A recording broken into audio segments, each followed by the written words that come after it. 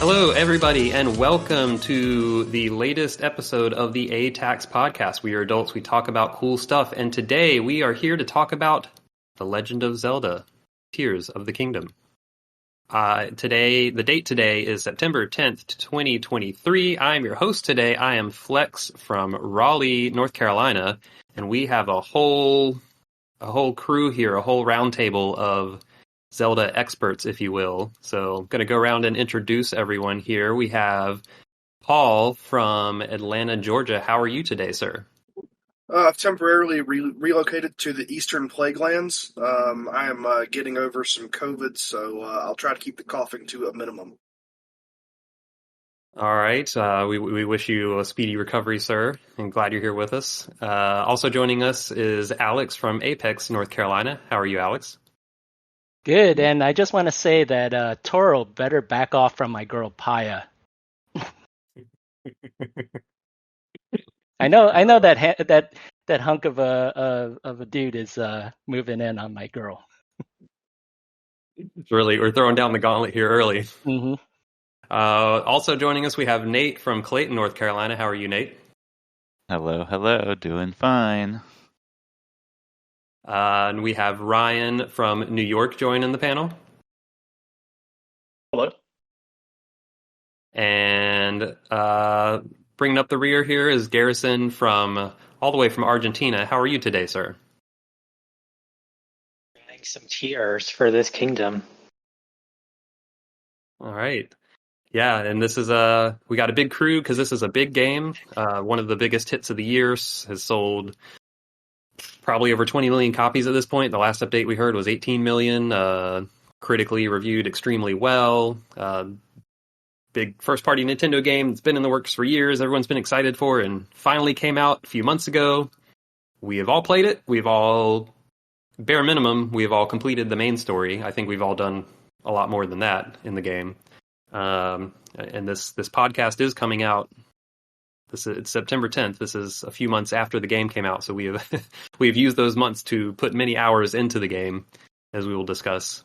And it should be said up front that this podcast is a spoiler zone. So anything and everything is on the table. If you do not want to be spoiled about Tears of the Kingdom, this is your one and only warning up front. So if you fall in that category, this is your chance to leave before the spoilers start flying. And with that out of the way, I think we can get right to the discussion. So we kind of have we've kind of talked amongst ourselves beforehand about some topics we want to cover, and I think we'll just start off with, I guess to give a little bit of table setting is, this game is the follow-up to Breath of the Wild, very direct sequel, so it shares a lot of the same kind of DNA, a lot of the same framework. All of us, I believe, we're pretty big fans of Breath of the Wild. And a lot of the prompts for our discussion here are going to be how do we feel about a lot of the new stuff and comparison to Breath of the Wild. So I think discussion about this general framework and everything has been pretty well covered, given Breath of the Wild came out 6 years ago. So probably a lot of our discussion will be focused on more of the new stuff. And with that, we'll just start off with discussion of the new powers. So Breath of the Wild, near the beginning of the game, you get four Sheikah powers. I don't even know what kind of powers they call them, or if it's just powers. But Zonai powers. Yeah, in Tears there's Zonai powers. Yes, so you get, unlike we get four different powers at the beginning of this game compared to Breath of the Wild. So the four powers in this game are the four main powers are ultrahand, fuse, ascend, and recall. And there's kind of a semi-hidden fifth power of auto build, but I kind of view that as an extension of ultrahand, really. So we'll kind of just go through maybe a little bit one at a time, but we'll start off with really the big one, and to me, kind of the main new thing in this game that sets it apart from Breath of the Wild, perhaps the most to me, is ultrahand. I don't know if you guys agree with that, but I'll open it to the floor here of what do you guys how do you guys like about ultrahand being one of the kind of core new powers, and how do you feel like that affects the game overall, and how do you like it? You want to start us off here, Paul? Yeah, so I think that Ultra Hand is just kind of one of those things that it makes it a completely different game in a lot of ways, right? You get into the building, you get into all the systems around that. Also, a lot to do with getting there's a lot of new puzzles with that as well. Putting stuff together and making all sorts of, I think we will call them simple machines, the way that Aristotle did. I really enjoyed that kind of part of the game. We had our very fun-loving but anxious sign holder Addison, who was all around the world trying to advertise for President Hudson, and that was ended up being just sort of 81 different little tutorials for different ways to arrange things to help him hold his sign up. And I know we're going to get into the building a little bit more, but that's the one power to me that I kind of wanted to touch on that was the most important of the new stuff that they introduced, that I really thought gave this game a lot of legs for me as an engineer. So it was a really neat way that they did it, and I really appreciate the implementation of it. I think it was a great idea that they could have executed poorly, but I think that they did a pretty good job on that. Do you have any favorite creations you engineered that you want to give a shout out to? I really just have like the one that I'm sure everyone's seen on YouTube. It's a variation of the death tank, like it's got wheels, it's got metal bits, it's got turrets, and it also can just sit in the middle of a group of enemies with me not driving it, and the turrets will still auto target, which is fantastic. So I spent a lot of time in the depths to have enough battery to make that thing fun. I did try to kill a Lionel with it, but didn't quite have enough punch for that. But it was a lot of fun just to use the auto build feature, which you unlock a little bit in the game, and just watch that thing zip together from like 74 pieces, and then all of a sudden explosions just begin and bokoblins are flying, and it's the least efficient way to kill a camp of bokoblins, but it certainly feels good. Yep, and you have that option to build your death tank, which can be pretty fun. One little comment I want to throw in here. Something I was thinking about with Addison, who you brought up, is this was years and years ago. It might have even been before Breath of the Wild came out, but I was reading this really interesting take on how Nintendo often will personify like gameplay ideas or mechanics, and that was like after I met Addison a couple times, I was like, oh, this is totally what they've done. They came up with this little crafting challenge, and they just totally turned it into a person. And I'm sure I've not read anything about Addison specifically, but just knowing how Nintendo works, I'm sure that's totally how he came about, which I think is fun. Nate, what did you think about Ultrahand? Yeah, so kind of piggyback off of what you guys have already said. I think that Ultrahand, of the 4 main new abilities, feels like the one that they came up with after Breath of the Wild came out, and once they got that working, that's why they made this game. To me, that it feels like the other powers just kind of came along after the fact, and this is the reason Tears of the Kingdom exists at all. So I think it's super important to the core identity of this game, which you guys already said, basically. And then I also just wanted to throw out there that with the Addison sign things, I like them. I think they're funny and goofy, and I like that they're peppered throughout the world, and I would never take them out. But I got to a point where whenever I saw that dude, I was like just jamming all the junk I could around the sign. I was not being thoughtful at all about how I created things, and that's kind of how I used Ultrahand. It's the fastest way that I can solve the current problem I'm working on and not have to think too hard about it. And often it was just jamming a bunch of junk together and seeing what happens. Yep.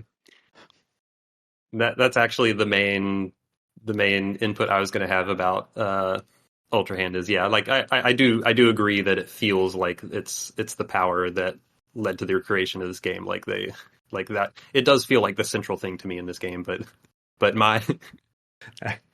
my solution to any problem using Ultrahand was 90% of the time or more was just the most head empty way I could possibly solve it, of just what things are right in front of me that I can pick up and just jam into a brute force solution to whatever I'm trying to get through.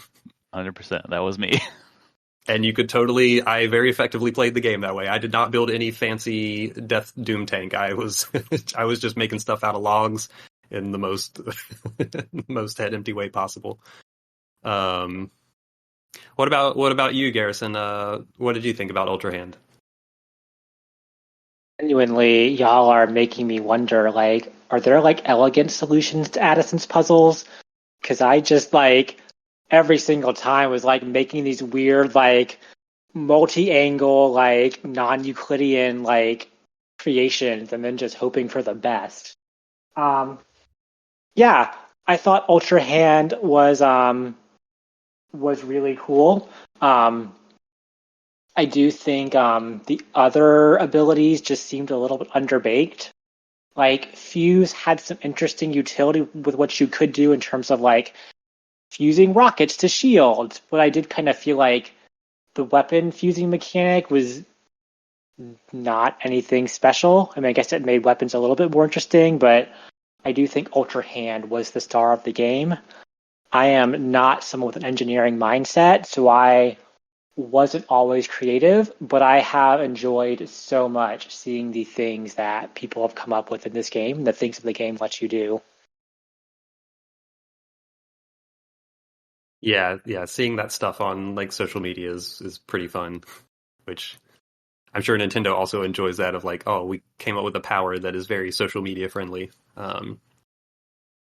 So yeah, you kind of mentioned Fuse, so we'll go ahead and, if no one has any other thoughts on Ultra Hand, we'll kind of run through the other powers here. Fuse lets you combine items, which I feel like in the pre-release footage they were showing kind of weird combos of like, oh, what if you put a mushroom on a shield or something like that? But kind of similar to Ultra Hand, I was pretty straightforward implementation for me, though I do think it kind of helped the durability a little bit, like the durability aspect of the game. But my approach was usually sticking like monster horns or the Zonai blades on the end of the construct horns, I guess, on the end of weapons. What do you guys come up with any elaborate uses of Fuse, or what was your take on Fuse overall? Fusing the ruby to the shield and using that to melt ice was very fantastic. That's my go-to non-combat thing that I can bring up. But I really did not fuse much to shields other than Zonai devices. But the ruby on the shield was a lot of fun.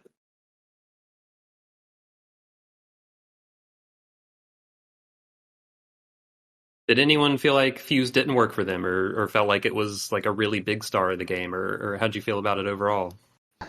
So I feel like I'm torn on Fuse.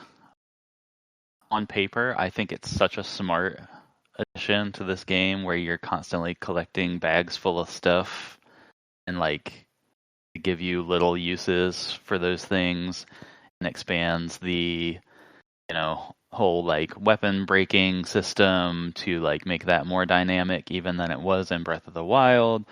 I think it's super smart. It gives more uses to shields, like Paul was talking about. I loved fusing rockets to shields and flying through the air like Iron Man. I don't think like after the initial magic of it wore off, I don't think I felt like it felt like super thrilling or super meaningful to me. But like on paper, I think it's great. I think it makes a lot of sense. But it wasn't something that like I was constantly just engaging with in a way that like blew my mind or brought a lot of joy. And so I feel positive about it, but not as much as I expected to when I started the game. When I started the game, I was like, oh, this is going to be my Ultra Hand. Like I think Fuse is way cooler than Ultra Hand because it makes so much sense with the way this game is. But yeah, it didn't necessarily meet that initial expectation. Gotcha. What about you, Ryan? Yeah, I mean, for me, Fuse kind of is one thing that made weapon breaking not drive me up the wall, maybe, in that they still had weapons breaking. They just had some really clever and innovative twists on it. Um, by the end of the game, I was kind of tired of it. I think both Breath of the Wild and Tears of the Kingdom probably could have used just like an unbreakable weapon.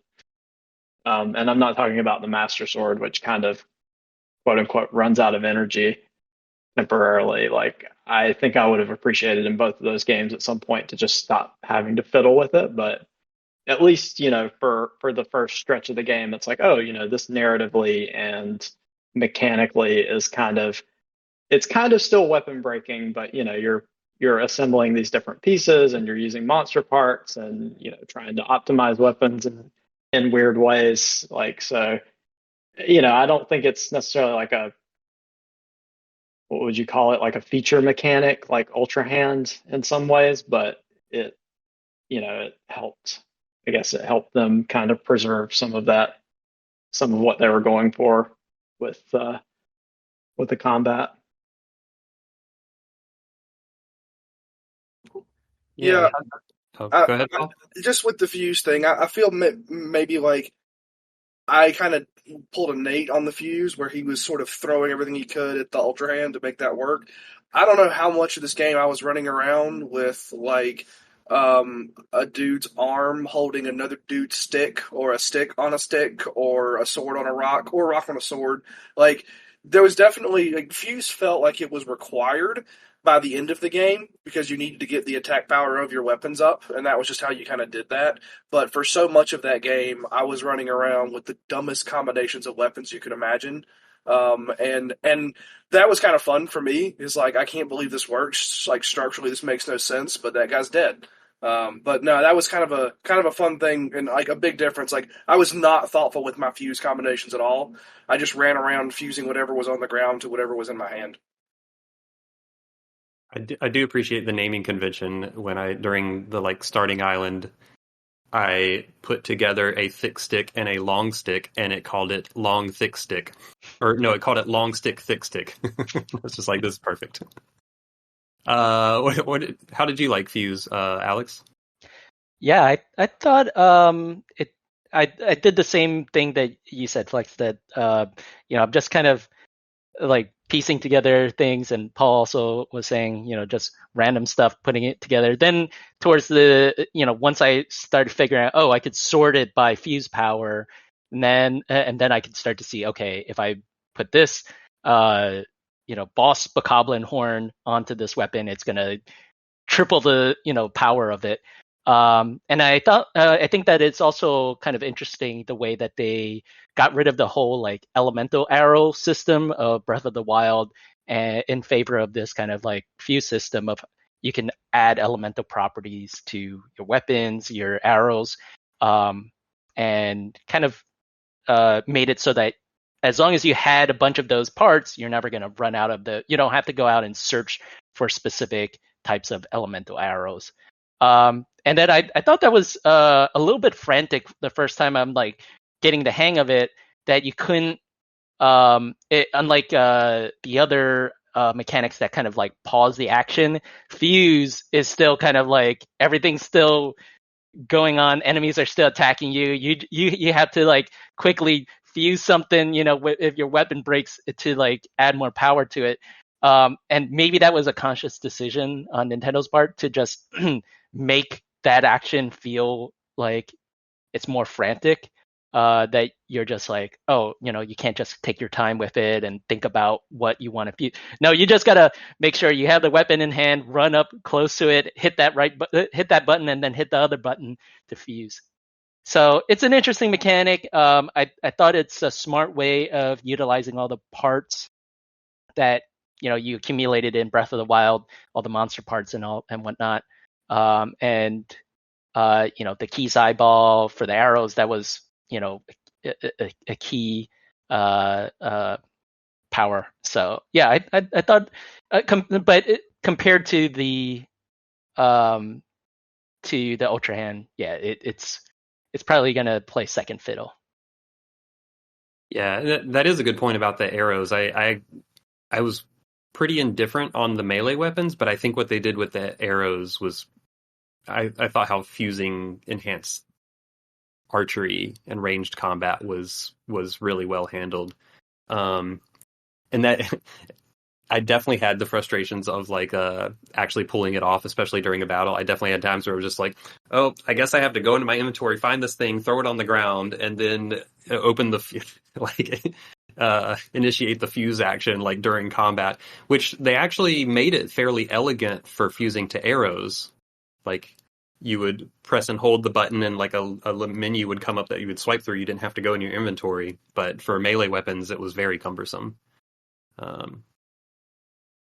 All right, I think we'll move on to the next ability here, Ascend, which I guess I'll start off here by I think Ascend was, I mean, it's not the one I used the most. That was Ultrahand just because of the nature of the game, but I think Ascend was the one I probably enjoyed the most, and that probably speaks to I like exploring.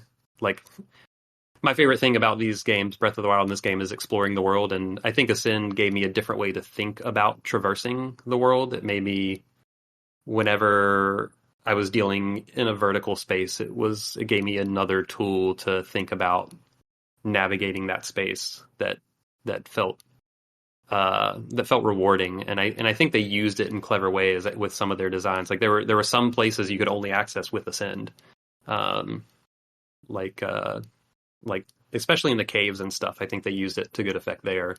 But yeah, to me it's a simple power in some ways, but I think in true Nintendo fashion they got a lot of functionality out and like a lot of use out of a simple thing. Like it doesn't have as many variables and permutations as either Ultra Hand or Fuse do, but I don't know. It was one I had a lot of fun with.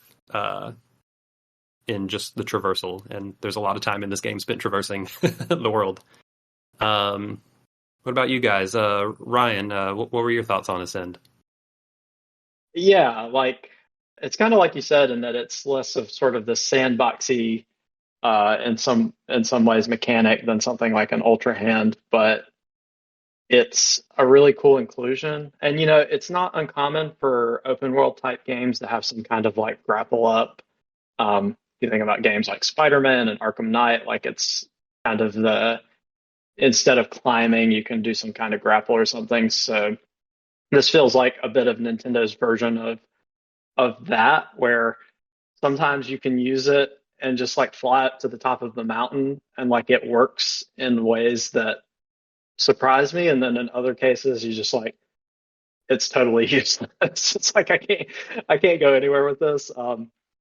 I think just anecdotally too, one of my favorite uses of Ascend was I was fighting a group of like Moblins or Bokoblins on like a pirate ship in a cave, and I didn't want to be in the middle of them, so I was like circling around the outside of this pirate cave, and I was able to use Ascend to like kind of get up onto these like platforms or these rocks or whatever, and kind of like get the high ground in a fight, and it just kind of felt like the game kind of had this built-in ninja move where sometimes if you're in the middle of a fight that you don't feel like you're positioned well, you can just like shoot through a wall and end up somewhere else. So it's it's a fun power, even for being fairly like understated relative to some of the other abilities. Yeah. And you could combine it with the other abilities too. I definitely had times where I would just build a very simple like platform with some boards and then ascend through the platform I just built and then build something else above me from there and kind of keep chaining. So all of these powers can be combined as well. Nate, what were your thoughts on Ascend? Thing that I like about Ascend, which kind of is along the same lines of what you guys have already said, but it made me rethink the space so much in the game. Like the physical terrain of spaces that you're exploring matters so much, in the same way that like in Breath of the Wild, the ability to climb on almost everything makes you rethink spaces. Ascend had a similar expansive quality for me coming into Tears of the Kingdom, to the point where I had to like rewire my brain a lot when I was starting playing the game to like, oh, I need to look around the room to see what is within ascend range, because that will radically change how I can explore this space. But while it's not a flashy ability like Ultra Hand, I think it did like significantly change how I played and how I looked around the physical environments in this game. Yeah, no, I quite enjoyed Ascend. So the last ability is Recall, and I feel like of this ability set, I feel like this is just the weakest, least interesting one, and I'd be curious if someone has an alternate take on that. I feel like these other three have a lot of uses, and then Recall is just like, I used it when a puzzle demanded it, or when an enemy threw something at me that I could recall back into their face, and that was kind of those were kind of the only times I used Recall. It was kind of your brakes too for like runaway vehicles. Mm-hmm. Yeah, Yeah. I mean, if you were building a lot of stuff with auto build or with Ultra Hand, sometimes things would tend to get away from you. Then you could bring them back with Recall. That's 98% of my usage of that. Was I had just done something horribly wrong, and my battle tank is running over the mountain, and I wanted to come back. So, but like you say, the other 2%, that was just the puzzles that required it, or sometimes a block would fall from the sky, and I would use Recall to get elevation, to either just to like look around, but didn't really use it very much other than when I was the moron and needed the game to help me. That's funny. I hadn't really thought about about using it to pull your lost items back to you. What about you, Alex? What did you think about Recall? One of my favorite ways to use Recall was fighting a Talus. And every time it throws its like arm at you, you could just recall it back to it and just instantly just knock it down and then, climb on top of it. So that was one of the best functions of Recall. Just that, and whenever the bokoblins try to roll a spike ball down the hill at you, and you just say nope, send it back to them. Yeah, it definitely had its uses. I don't want to suggest that, but and it is fun when you get those kind of situations like you're describing where it works out well. Yeah, does anyone else have any other thoughts on Recall here? All right, so I think that was a pretty good discussion of the four powers. One other new thing I'm really curious about how you guys felt about is the new companions. So Breath of the Wild and really most Zelda games, you're kind of on your own. You're like a lone adventurer out exploring Hyrule. And in Tears of the Kingdom, after each of the four main dungeons, five, I guess, you do get five companions. After the five main dungeons, you get a companion that can come along with you. And I'm curious what you guys thought about that, how that changed the feel of a Zelda game, or how you feel it worked in this game. You want to start us off, Paul? Yeah, just like I had them out all the time, pretty much, every single one, and I made a point to go around and collect a bunch of the Sage's Wills to upgrade each of them. And the difference between them unupgraded and upgraded to me was pretty profound. I liked having them out a lot, especially in the depths, because you could easily pull like 9 bokoblins from some spot that you can't quite see, and they just really jammed up the battlefield in a way that made it feel like to me that I could easily recover from any kind of surprise, and sort of get back on my feet. Whereas in Breath of the Wild, and even in this game in the beginning before I got those guys, like I'd find myself running away a lot, because there'd be way too many dudes that I didn't see until I accidentally, glided right into their camp. So having those companions there just, it definitely cluttered up the screen, so I might just miss them for like a puzzle type thing.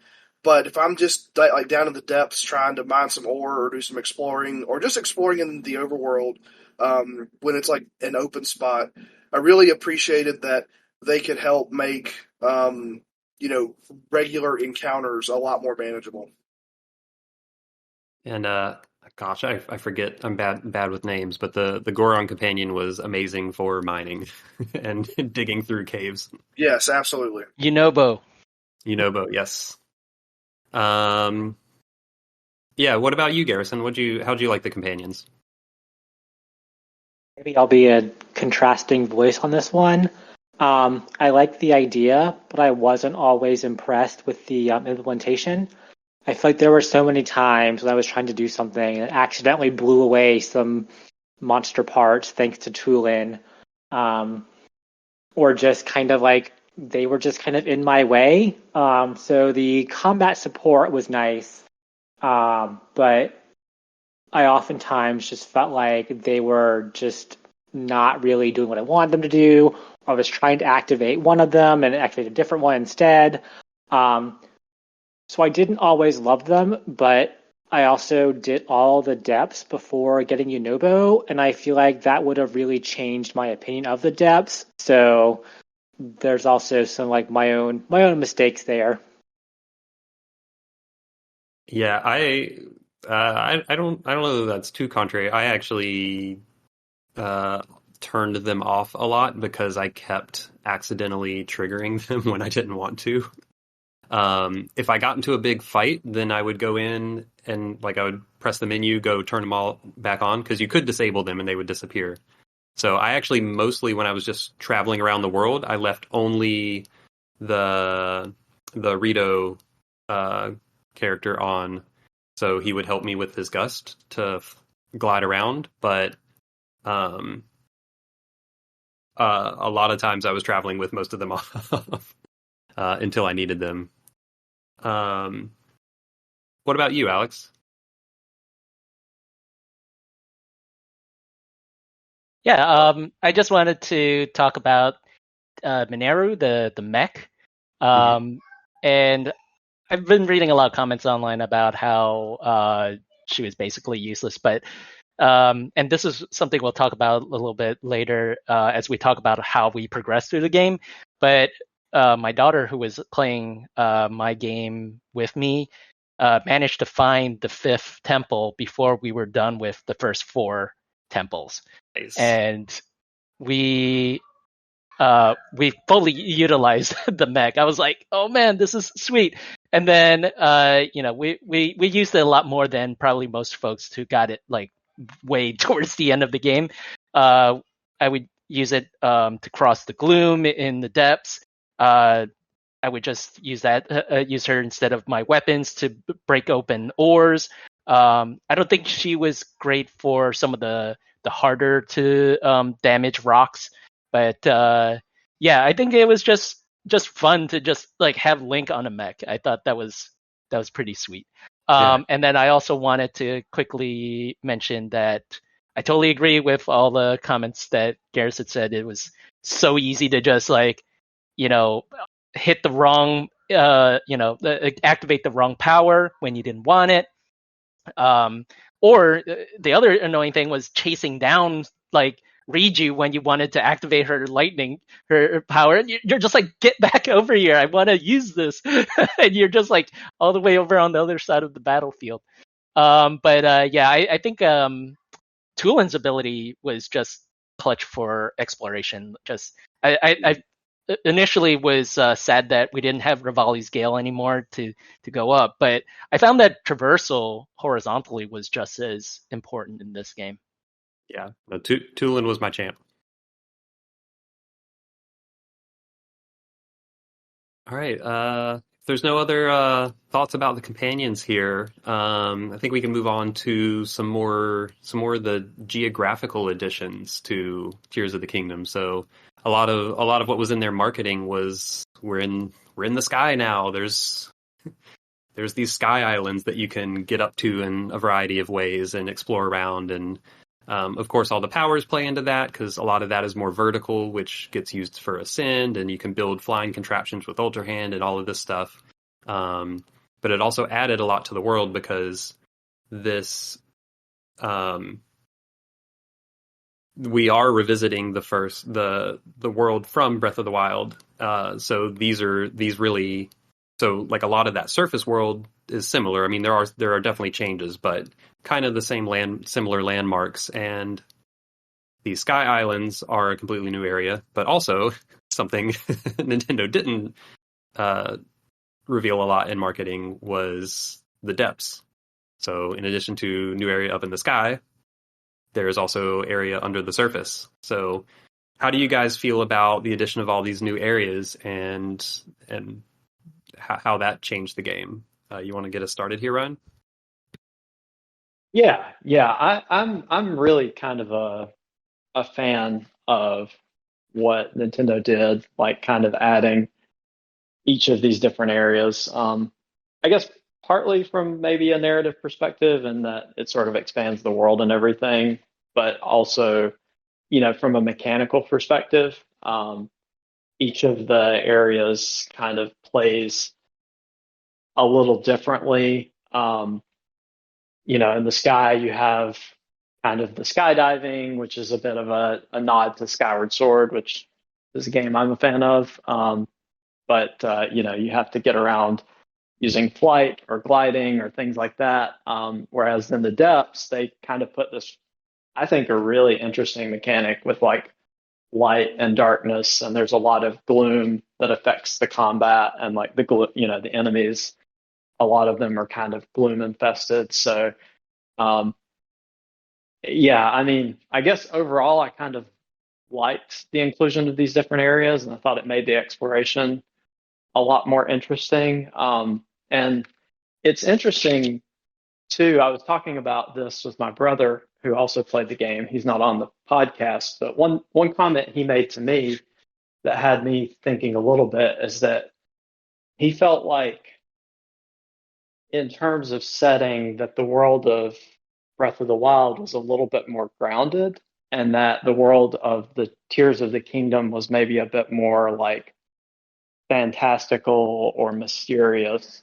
And that was a comment that kind of had me thinking, like, I don't know if that's because of the stuff that's, the way that you explore is a lot more dynamic, or, the way the world is populated. Like, I do kind of get the feeling that rings true, that like Breath of the Wild, like in a lot of places for its fantasy setting, like it had this very kind of grounded feel. Like there's a lot of interesting stuff in the environment, but I guess like, also a lot of hills and trees and kind of natural formations. I don't know. I guess I'll just throw that out there and see if anybody has any thoughts on the setting or the zones. Yeah, I can definitely see that. Like Breath of the Wild in some way felt to me kind of like this sounds maybe more negative or reductive than I mean it, but it sounds it felt kind of like the idealized version of Hyrule, like the very straightforward, like, all right, we have all the zone, like the regions, we have the snowy mountains, the desert, the plains, the forest, it felt kind of like the straightforward implementation of Hyrule. Maybe that's a better way of saying it. And it's very big and very expansive. There's a lot of detail, but then Tears of the Kingdom has, they were willing to get like a little more weirder with it, I guess. Things that didn't make sense or wouldn't be things you'd think of if someone just said like, oh, what's your traditional view of what Hyrule might look like? What about you, Alex? How did you find these new areas, the sky area and the depths? Yeah, I thought the sky area was okay. I wasn't a huge fan of it, I guess because I wasn't that great initially at the ultrahand ability to make something to take me from island to island, sky island to sky island. So I kind of shied away from that initially until I got the hang of it. Towards the end game, I'm just like, okay, I figured out what my favorite vehicle is to get me from point A to point B. So I spent a lot of time in the depths, and initially it was just kind of, I think everybody had the same reaction, just like going into the depths, like, whoa, what is this place? Am I in the upside down? Like, so it's just like, weird, like pollen, alien, like pollen floating around. It's just so crazy. But then the more you explore it, I just felt it all felt kind of samey. It was just there was not too much differentiation between the different areas. I'm just like, okay, I don't know where I am. I have to pull up the map just to see where I am. There's no kind of not as much distinguishing landmarks. And I felt like, unlike the surface world of like Breath of the Wild, it's sparse. Now there's reasons for me to continue to go back into the depths. One being to find all the light roots, which then help me with all the shrines. Also, there's a ton of the puff rooms, the zonite. All those are key items that you can find more easily in the depths. So that was the main reason why I would go there. But I don't know. I felt a little bit underwhelmed with just kind of like the combination of the Sky Islands not having. I mean, it didn't cover the entire map. It's just kind of little islands here and there, and then the depths was just kind of like it's too much area with not enough content in it. So that's just how I felt. No, I get that, and I had some similar feelings about the depths as well. It's actually the area I explored the least because I did feel it got a little samey after a point. That you're right though, that moment when you first go down there though is pretty is pretty profound. It's like, wait, what is this, and why is it so dark? Because you can't see anything down there at first. Well, and that's kind of the thing. Like, I think that like kind of what you guys are getting at. I felt the same way. The depths made a hell of an impression, and then after a couple of hours, it was like, okay, But that first kind of going into it was definitely pretty fantastic. So what about you, Garrison? What was your take on the depths and also traversal at large? I would mostly agree with Alex. I think my biggest like mistake in the game is that I pretty much did all the depths in one go, which is more about my own idiosyncrasies and how I play. And it really is like, I think with Breath of the Wild and Tears of the Kingdom, like so much of like the verb in those games is just exploration, and the scenery is all the same and you can't see anything. And I think both of those things like combined just make it a really uninteresting experience. And there are like a few pretty cool points of interest, but they're so few, and just the general traversal is so unpleasant that it just kind of brings the game down a little bit for me. And again, I think if I had like spaced it out more and like did kind of split between the surface and the depths more, it would have been better. But I do think I appreciate what they were going for, and like as a Studio Ghibli fan, like the kind of the Nausicaa feel of the depths was really cool, but it really did kind of miss the mark for me. I think in general, like part of what I loved about Breath of the Wild was the exploration, and I think just by virtue of using the map, but also like the gliding and the sky towers, like that feel was really lessened in Tears of the Kingdom, which I think was a very deliberate choice, but it did make exploring the world in general a little bit less fun, although I did appreciate how much like easier it was to get around from point A to point B.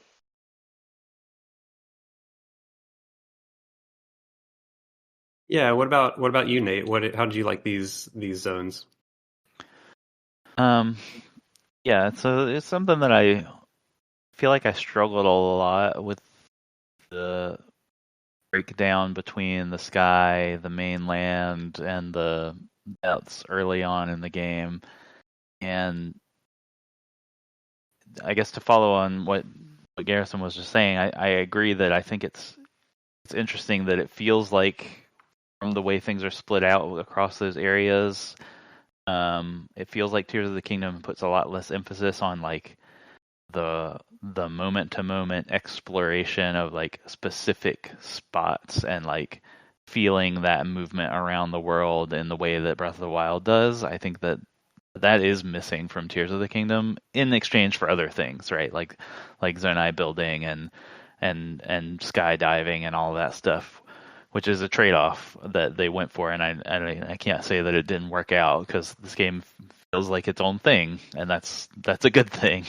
But I definitely struggled early on with what a lot of you guys have been saying, with like the depths are so sparse and sort of meandering feeling.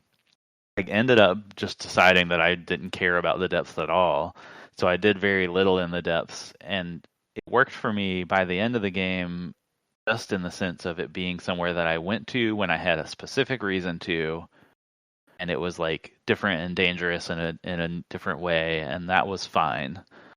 But as like as like a big zone to try to explore and like find things in, it's not a great experience. And then the last thing I'll say is that just the mechanic of skydiving, I think, feels really good. And I did the like superhero jump off of everything if I was high enough, and I don't care that I took damage whenever I landed. It was cool. Well, see, if you get the glide armor all to level 2, then you are immune to fall damage. So I really enjoyed.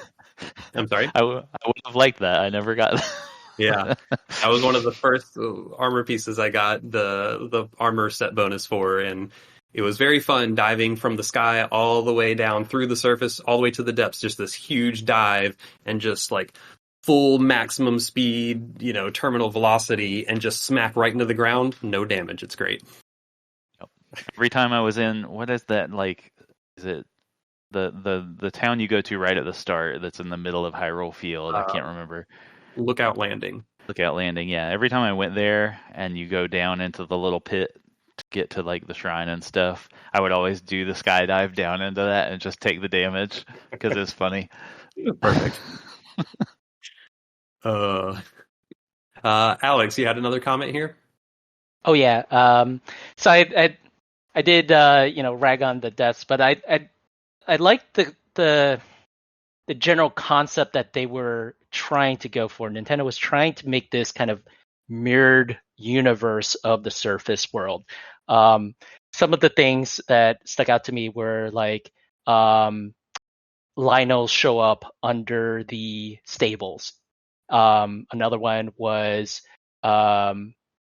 if you explore an area that was under a mountain peak in the surface world, it's like an extremely deep valley, so it's like a complete inverse. And then if you explore in certain areas, like under the Satoru's mountain, the one with the all the little bloopy guys, there's kind of like a fun little area there in the depths. So I kind of saw what they were trying to do with kind of this like light world, dark world thing of like a Link to the Past. They're trying to make this kind of mirror inverse. But yeah, again, it's I wish they had executed it better. But then one thing I also really did like was you were mentioning, Flex, about diving down into the depths, was those specific areas, the mazes, that actually like connected you to the equivalent area down in the depths. That was kind of interesting and fun when I first encountered that. Yeah. Garrison? I think just to springboard off Alex, one thing I did really like is the way that the light routes were connected to shrines. And so because I did all the depths, that did genuinely make like doing all the shrines on land like really fun, because I could pinpoint exactly where they were. And it turned, some of them were just right there, but then turns the ones that are like more hidden into fun little puzzles that were a little bit less frustrating than like having no idea where they were. So that aspect was really cool. Yeah. I think more broadly, I think it's really fascinating. Like, I didn't explore enough of the depths to fully find all this, but the connection of the light routes to the shrines is the most obvious and the most practical connection, but I did get the sense that there's a lot of connections between things in the depths to things on the surface. Like, I think they really thought about the placement of things into the depths and like, oh, what do we put under what do we put under the towers? What do we put under the dungeons? What do we put under the towns? Like, I think there was a lot of like clever little design things there that they leaned into, which was neat. So I think we're going to move on to like kind of all of our personal progressions through the game, and we've already kind of alluded to this when talking about the depths. But yeah, like what kind of, because this game is so open, so like all of us probably took pretty different paths through the world. For my part, I definitely spent by far the most time just on the surface, even though it was the same world as Breath of the Wild. I definitely, like, there's just, I don't know, if it just feels like there's so much more on the surface than the other two zones still. Like, most of the side quests are on the surface.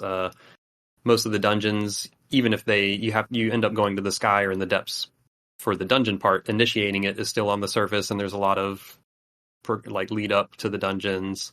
All the shrines are still there's some in the sky, but most of the shrines are still on the surface. So like, yeah, there's definitely all the towns. So like, there's just a lot of content on the surface. But yeah, I spent a lot of time there. I was pretty completionist about the Sky Islands. I think I actually enjoyed the Sky Islands were a smaller area, so like it felt more doable, if that makes sense, compared to the surface and the depths, which were just huge. So I actually enjoyed just mapping, like on the map, just being like, all right, I'm just going to hit every island because that feels doable. And then the depths, I probably did like a third of the depths, and kind of like someone, I think Nate, maybe multiple people were saying in the depths, like just kind of treated the depths of like go in there when I have a good reason to go into the depths, like kind of more of a targeted, like goal oriented dive into the depths. But I did not explore the depths in the way I did the surface or the Sky Islands. And I guess my main other prompt here is in terms of like the dungeon progression, I'll be curious what order people did this in. I did what I think is probably kind of the standard order, what I feel like was probably the standard order. I went to the Rito place first, got Tulin, and that felt pretty it definitely felt like the game kind of pushed you there, and getting that ability early was really nice. Then I did the Goron area, and getting Yunobo was nice for digging around through caves and stuff, as we mentioned. And then I did the Zora, and then I did the Gerudo, and then I did the Spirit Temple. So that was my general progression path, and kind of explored those areas in the world in that kind of pattern. If you connect dots from Lookout to Rito to Goron to Zora to Gerudo, that's kind of the order I explored the world in as well. Which felt pretty natural. It felt like a good build up. Acquiring the powers in that order felt sensible. It made sense. It kind of felt like, at least the first two, the Zora and the Gerudo, maybe not as much, but it felt like the first two, they were definitely pushing you towards the Rito and the Goron areas early. So yeah, I'd be curious what kind of paths you guys took through the world, or anything that was like felt like a really different way of doing things, or I don't know. How was your progression through the world, Ryan? Yeah, I guess there are a few things. I mean, and in terms of the overall like main story progression, which I think in Breath of the Wild it was all optional, right? But in Tears of the Kingdom, like I didn't really try to push against it, but it felt like you actually kind of had to do all the stages. Is that right, or am I mistaken? So you could go straight to Ganon right at the start of the game. You didn't even have to get the glider. Okay. Yeah. Okay. I did not. Okay. Yeah, but this is a good point. So Breath of the Wild, it gives you the goal to kill Ganon right out the gate, and it points you to where the final boss is. Tears of the Kingdom does not do that, so you kind of have to either make an educated guess or have some other knowledge to be able to find it, but you can just go there. And it's also a little harder to get down there, I think, and get through that. But yeah, you're definitely right that they kind of push you or incentivize you to do the the dungeons and get the sages and all of that stuff first. But you technically can just still run straight to Ganon. Okay. All right. That's good to know because, yeah, I got the feeling that you were almost supposed to do the quests, but, it sounds like that's not necessarily a mandate. But I guess a couple things. So, just in terms of general order, my story progression was the same as yours. I think I did, do, I did some of the sky and some of the gloom, especially before I went into the final stretch. I did feel like that fifth dungeon was a bit more than I wanted. Like I found it in the gloom. I didn't figure out how to get into it. And then I was, when it came back around, I was like, I'm on the home stretch. Like I don't really want to do a fifth dungeon. But one point I did want to make, just kind of generally in terms of the gameplay progression, and I feel like this connects a little bit to some of the mechanical discussion we've had, and it'll probably connect a bit more also as we discuss, as we compare a bit more with Breath of the Wild. But I feel like there are a lot of similarities between Breath of the Wild and Tears of the Kingdom overall. And I had some issues with Breath of the Wild, and one of those issues that stood out to me is sort of what I would call like uneven progression, in the sense that like both games kind of set you out in the world and don't really, they signpost things, they try to direct you in smart ways, but they also allow you to miss things. And that bit me pretty hard in Breath of the Wild, to the point where I actually, had some issues with it. But in Tears of the Kingdom, I feel like, and I don't know about each of you, but the thing that got me in Tears of the Kingdom was auto build. That, especially for exploring the sky and the depths, that felt like kind of a critical ability. And I didn't find it until I had done like 60 or 70% of the sky, because I did a lot more of the sky before I really went into the depths. And that, to me, like auto build itself is great. And when you get it, it makes like constructing little bi-wings and things like that make traversing both the sky and the depths so much easier. Otherwise, you're having to find these like material stations and pop out Zonai devices and manually like use ultrahand to assemble everything. And then you don't launch your vehicle correctly, or you crash into something and you like lose like 5 minutes of work, like, in the snap of a finger. And so I got to a point where I would only use ultrahand if I absolutely had to, because that was such a tedious experience, until, I was here like maybe halfway through the game or more. And then I found ultrahand and it's like, oh, well, this makes so much sense. Why did they not tell me? I guess I didn't pick the right quest to go get ultrahand, or the auto build rather. So, and hearing some of the complaints, I don't know if it's, it may not be that. I think there are some other valid complaints, but I'm wondering if for some of the complaints about, oh, the sky was hard to traverse, oh, the depths were hard to traverse, it's like, well, Nintendo doesn't really give you the tool. They don't give you the tools or hand you the tools like I feel like as easily as maybe they should. But I digress. That's kind of my big soapbox about progression, and one of the big sticking points for both Tears of the Kingdom and Breath of the Wild. Yeah, no, they definitely, I mean, those are good points, and they do allow you, which could be a pro or con depending on your perspective. They do allow you to miss seemingly key abilities, because you can, like, once you get off that initial Great Sky Island zone, you can really just go wherever you want. I was really surprised that, because in Breath of the Wild they give you the glider before you can leave the tutorial zone, and you can actually, the glider is not a key item you have to get. You can play the whole game without having the glider, which sounds insane, but you can do it. One thing I actually picked up on very early in Tears of the Kingdom, and I don't know what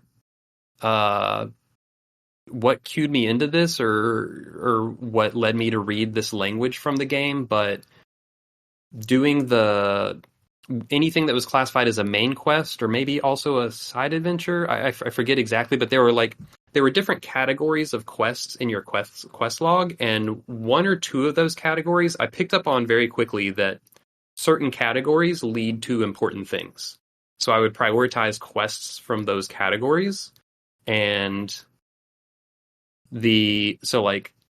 obviously the dungeons, but also like getting the paraglider, getting auto build, like getting getting all the map upgrades from Robbie, which I thought were also pretty important, like the little teleport spaces or the camera for the compendium. Like all of those like seemingly key upgrades, including auto build, were like in those quest categories that I ended up. Once I realized you could get important stuff through those quests, I started prioritizing those and did a lot of them early. So kind of looked into that, kind of an educated guess. But if you didn't prioritize those, then yeah, it would be very easy to go like a pretty long way through the game without having some of those things.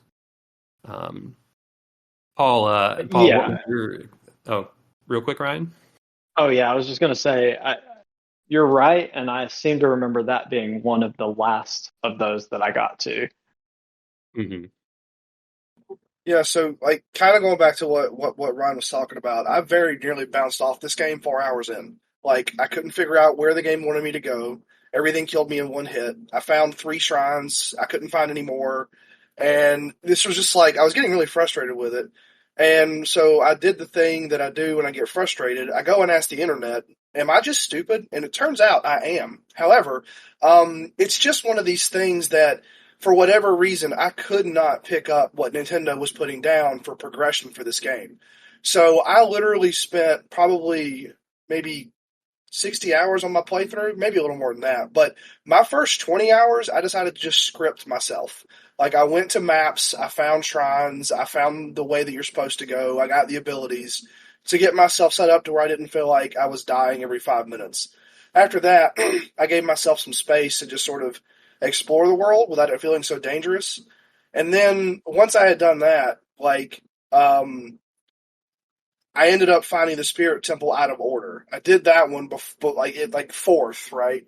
But the thing is, like, if you go back to our Breath of the Wild podcast, I think Ryan was talking about missing Hetsu and not being able to upgrade his inventory, which was a terrible thing for Breath of the Wild.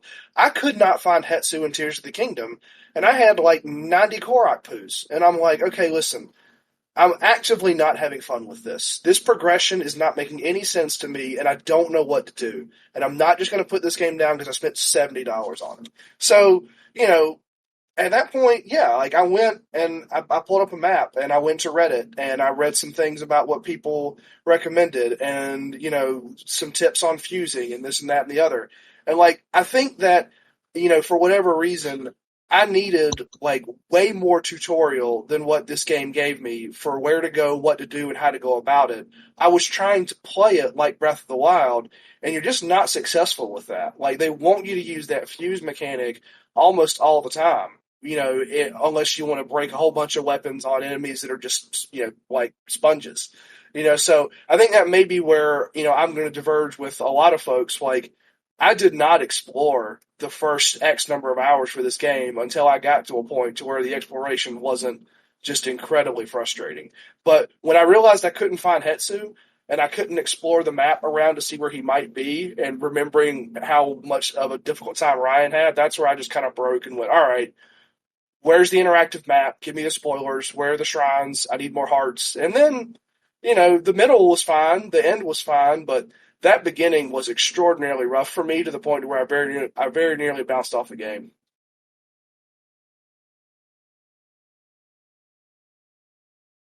Yep. That did happen to me in Breath of the Wild. And that is one of the reasons why I'm whining about it now. Getting your 6 years later, getting that off your chest. That is kind of the nature of both of these games. Is you can miss stuff, and It's kind of like a for better or worse. I could maybe see some people kind of enjoying that about the game, and I can also see where it can be frustrating. And I think everyone's experience is going to be different on that, but also valid. Alex, how was your progression through this game? Yeah, I'm kind of a weirdo where I was like, man, what was the order that I tackled the different regions in Breath of the Wild? And let me do it in a completely intentionally different order so that I just mix things up. I'm like, I don't want to. Of course, everybody does the Rito village, so that's kind of like a given. That's usually like the third one for me in when I played Breath of the Wild. So I was like, okay, like might as well do the second one like also completely different. I don't want to go to the Goron place next because that was my second place in Breath of the Wild. So I did it all kind of like intentionally different just to have like a different experience. So I did the Rito, then the Zora area, then the Gerudo Desert, saving the Goron one for last. And then I didn't realize there was like the fifth temple, but I actually did the fifth temple fourth because my daughter had found it. She had went into that thunderstorm area and then somehow like got her way onto that end part. So that was kind of interesting. The other thing that I wanted to mention was I mentioned so Ryan was saying that he didn't have the auto build, and that was limiting. It was getting kind of frustrating with the Sky Island exploration. For me, though, it was the lack of batteries. And if I didn't have enough battery power, I'm not gonna. I don't feel like I can get from one Sky Island to another Sky Island. So that's why I just kind of shied away from that. Not only did I suck at building, I also didn't have enough battery. But I also was hoarding the Zonai devices in my inventory, thinking that, oh, what if I'm going to need them later? I didn't want to just use them up right now. So I only had like a certain amount of what was it? I think it was like the Zonai parts or whatever that you would drop into that big vending machine. So yeah, that was kind of fun. But yeah, I felt like that's one of the main reasons I didn't explore the Sky Island until almost at the end game, was that I had confidence that I had enough devices, my batteries were maxed out, I had a lot of comfort with building.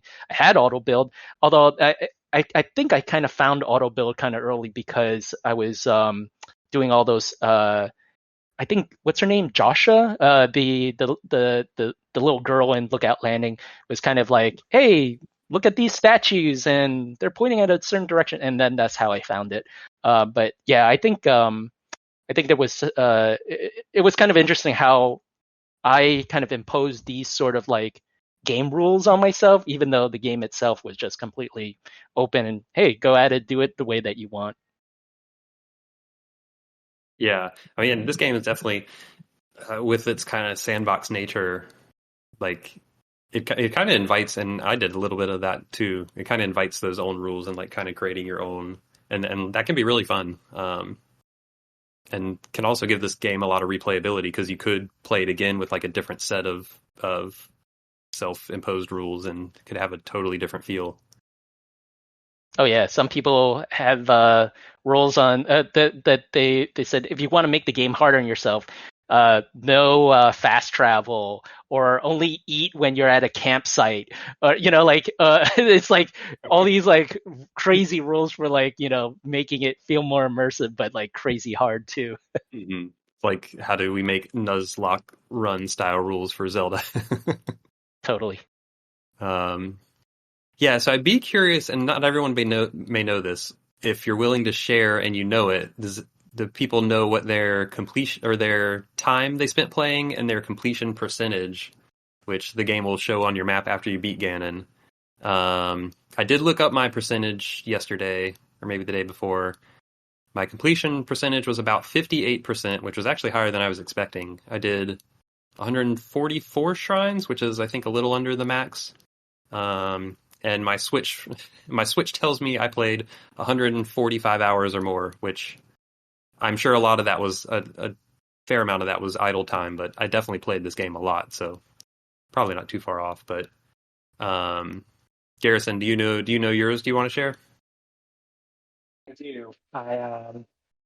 So I am sitting at 57.14% completion, and that is all the shrines and pretty much none of the side quests. And my Switch says my playtime is 135 hours or more, but a lot of that is definitely idling because I definitely sometimes will just kind of leave it playing while I get distracted by other things. Mm-hmm. I definitely put a lot of time into the game. Yeah, same here. Nate, Garrison and I sounds like we're pretty similar on our time, both our time and completion. Nate, where are you at? I think I'm probably going to be on the lower end of this crew on both. My time played on the Switch says 90 hours or more, and my percentage is at 44%. I did Nice. not do all the shrines or all of the light routes. I did do a decent number of side quests and exploring on the surface and a decent amount on the Sky Islands, but I definitely didn't do everything. I actually would say that I intentionally at some point decided that I would not do everything in this game because I was going to get burnt out on it, and I would rather just come back to it in 6 months or a year and play more than when I feel like it. Yeah, it's wild how Garrison and I are sitting here saying 130 hours or more, and we're like 57, 58%. Like what all goes in the percentage of this game? Like what is it counting, and what would it take to hit 100? I don't know. Does anyone else want to share stats, or are we good to move on? 43.21%, and I have no idea how many hours because this is in an arcane place that I can't find on my Switch right off. Go to your profile page, Paul. You're on the homepage. Oh, my profile page. That makes so much sense to put it there.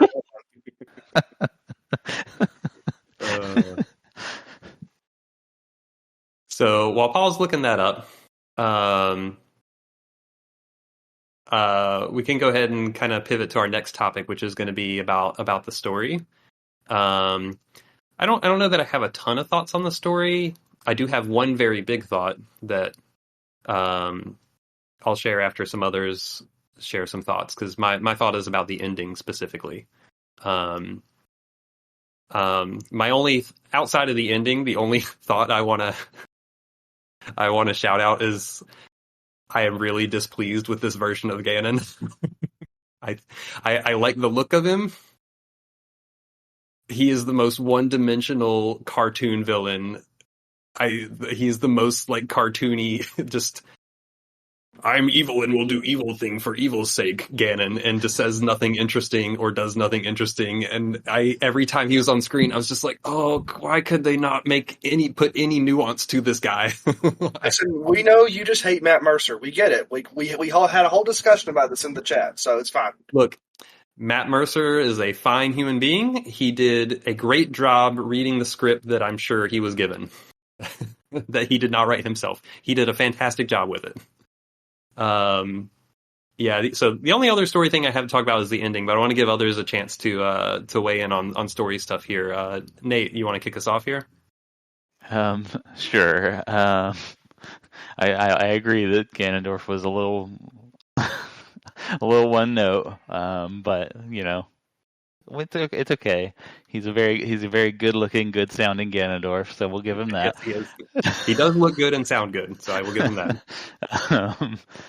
The thing I would say to start off any story discussion was we were talking about progression earlier. The thing that before I even started really doing going around the map and finding all the dungeons and doing all the main quest stuff that I really got into was finding all the glyphs, because I was really curious what was going on with Zelda and her storyline in this game, and that ended up being a big part of this game for me, and why I really like it narratively is because I think that Zelda's storyline is really cool and different in a way that I really liked, especially when you get into the idea of her sacrifice to become the Light Dragon and to revive the Master Sword across ages of time. It's just cool, is pretty much the best way I can put it. And I think, like Ryan said this earlier, I'm pretty sure that that where Breath of the Wild feels a little bit more like standard grounded fantasy, this game for me like veers much more into like the mythical side of fantasy, and that Zelda storyline of traveling back in time and seeing the ancient version of Hyrule and becoming this important sage character that would influence all the other historical characters of the game, and her sort of journey to try to discover a way to help Link in current timeline when Ganondorf reawakens, and how she managed to do that through becoming the dragon and reviving the Master Sword. Like that whole circle, that whole storyline was super compelling to me. It worked really well. It made her such a important player in the storyline, even though she's still not a playable character, which we could, give voice to all the people who want to play Zelda. I would love to see a playable Zelda someday, but she was still such an integral part to the story that I thought it was really cool. And the game is called The Legend of Zelda, and we don't play with it. Exactly. But yeah, that's my main like high level takeaway about the storyline of this game, is that I thought that whole Zelda narrative was really cool, and the way it circles back through time travel really worked for me, and propelled me to go around the surface area, the surface map, to find all those glyphs very early on, because I wanted to see those scenes so bad. And like I said earlier, when I was at that time, I was very conflicted about how they had separated things up, and I wasn't super interested in exploring the surface again, because it was largely the same map from Breath of the Wild, but I wasn't finding a lot in the depths in the sky that I really was getting into at that moment. Those glyphs were really what were propelling me across the map, so it worked for me, that part of it. Yeah, one thing this is probably a thread not worth pulling super long or super far, but to me, it felt like the memories in Breath of the Wild were a little more like, oh, this is kind of table setting the backstory, and if you find them out of order or don't find all of them, like it's not a real big deal. And it felt like in Tears of the Kingdom, they were actually trying to tell a more like linear, important, like integral through line story, and I'm not sure like scattered memories around the world method worked as much for this story they were trying to tell. So I think for the story they were trying to tell, I feel like I kind of wanted them to maybe have a different approach to telling it than they did from Breath of the Wild, but they kind of stuck to that method, and I'm not sure if that was the right call. But Garrison, what do you have? You want to weigh in here on some story items?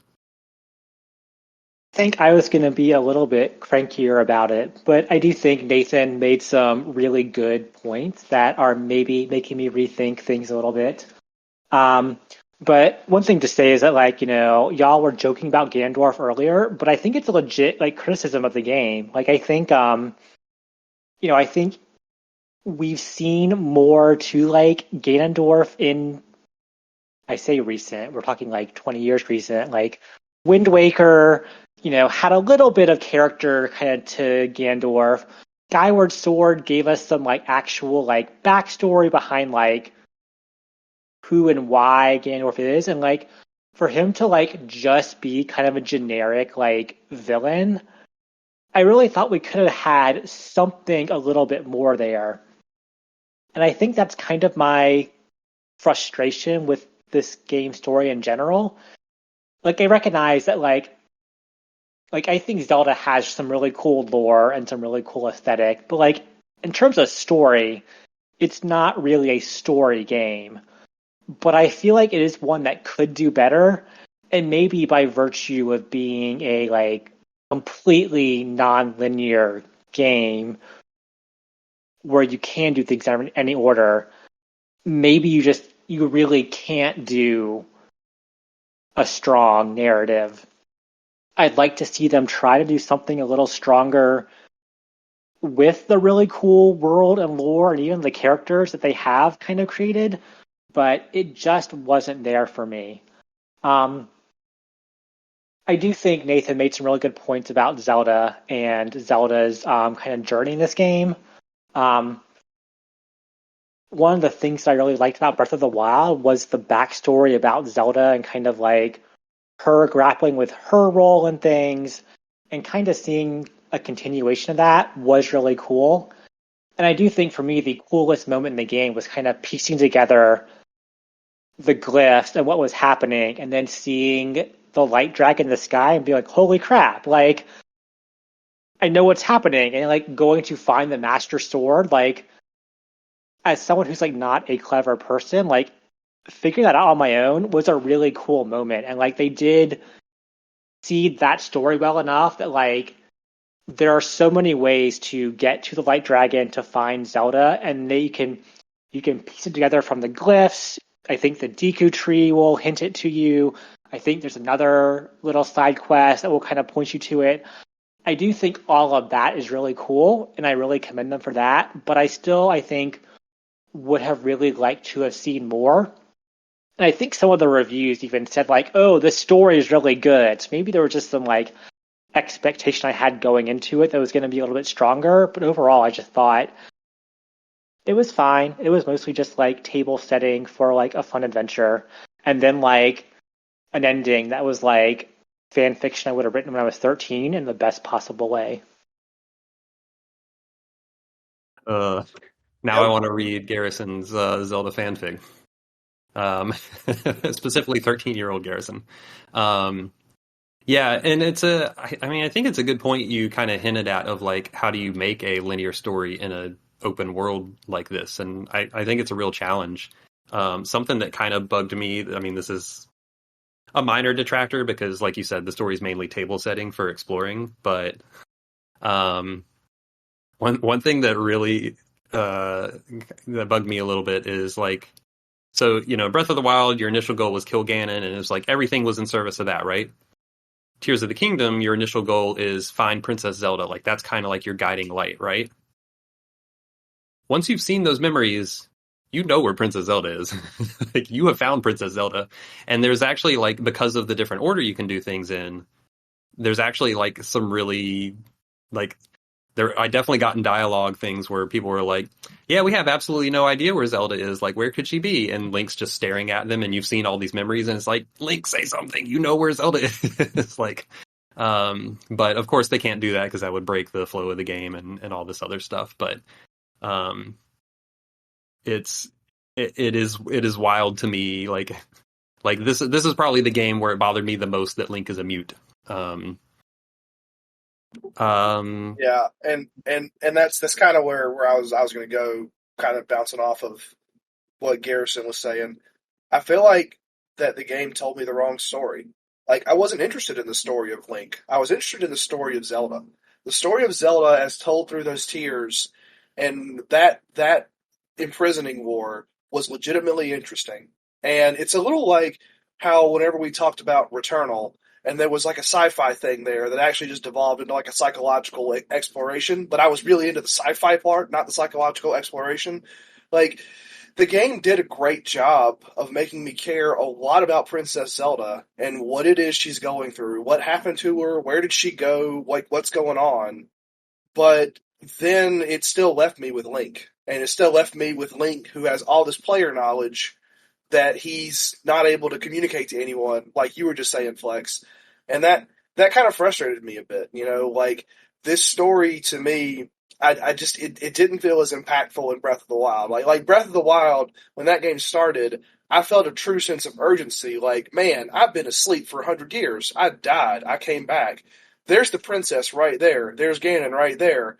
I got to do something about this. Whereas this game's just a lot more meandering, and it doesn't have the same kind of story urgency, and it just didn't click with me very much. So like like we can talk about links between like the Breath of the Wild and Tears of the Kingdom and like where they fall in on a timeline or whatever. But like all that conversation, which I normally love to engage in because it's just fun bullshit, like I don't really care about that at all with this one because the Tears of the Kingdom story to me was just not interesting from the point of view that they tell it to us. You know, give me the imprisoning war, make Zelda the player character, and let's go through that. That seems cool.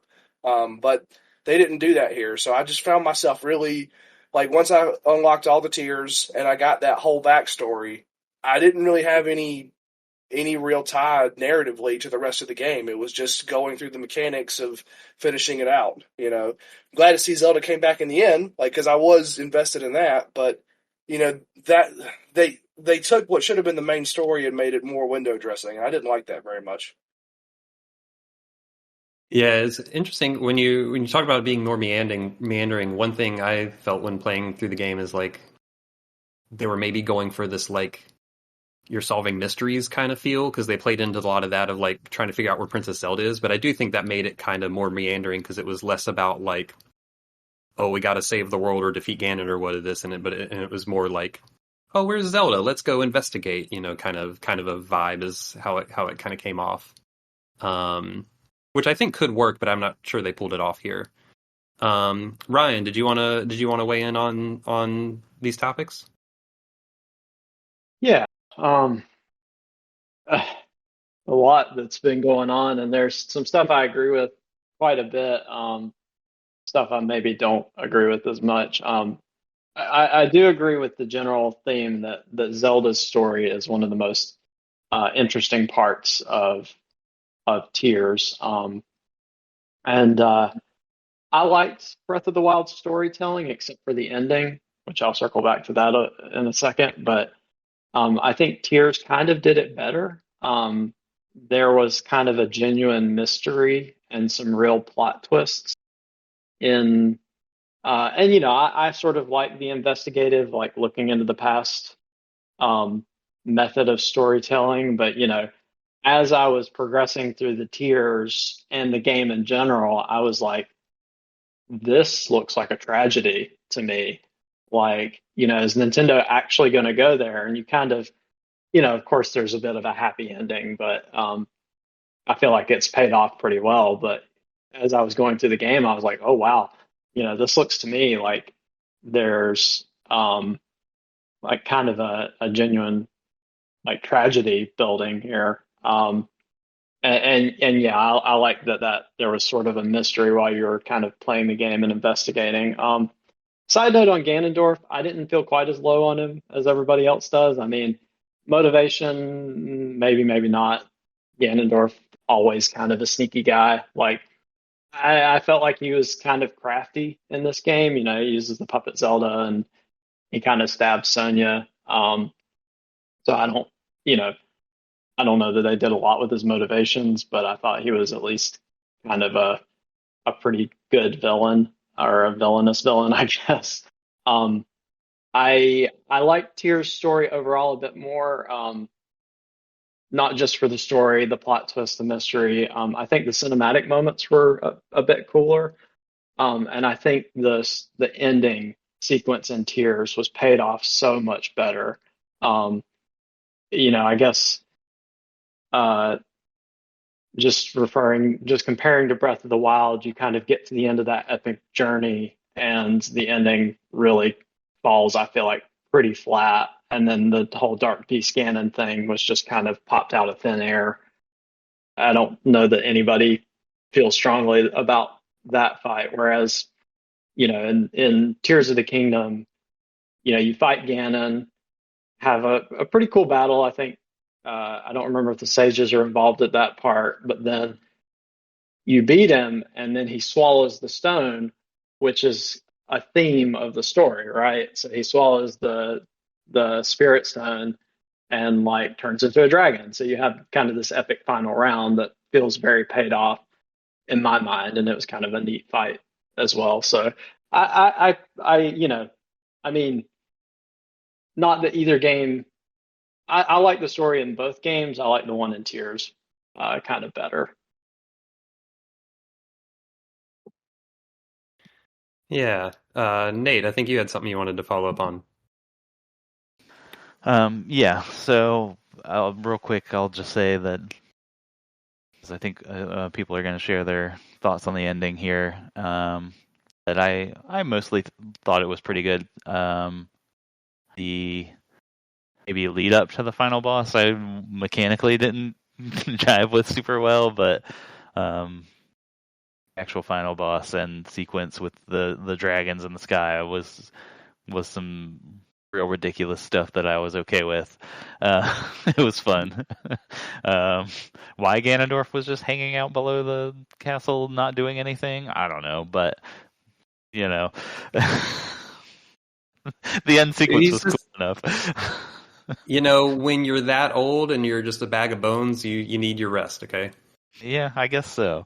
But one thing I wanted to just put voice to out there that I was thinking a lot about this game before it came out, especially, and then some during and after I played it as well, is just like how it would connect to the story of Breath of the Wild, because it is the continuation of those characters and this exact version of Hyrule, and ended up being fairly disappointed with how it just kind of hits a reset button and says like, no, we're just telling a different story now. Like, it doesn't actually matter that these characters just went through all of the stuff from Breath of the Wild, and that this version of Hyrule just came back from the calamity, and now there's a new thing. Like, none of that matters to anything in this game's narrative, to any of the characters in this world at all. And it's just kind of like a missed opportunity for me, especially like coming off of Breath of the Wild, feeling like they did something different with their story in that game that, while fairly basic, like fundamentally worked for me, and I thought told the story that I was interested in, and had a version of Link and Zelda that felt like characters with motivations and ideas about the world, and connection to the place they lived in and each other and other people. And then to just have all that like washed away between Breath of the Wild and Tears of the Kingdom, to just say, nope, new catastrophe to deal with, like none of that matters, just felt sort of crappy. Yeah, I had the bummer, because I was one of the things I was most excited about this game was how they were gonna follow it up from Breath of the Wild, having not done a sequel in this exact way before. But yeah, no, I share your sentiment on that one. Alex, what do you got here?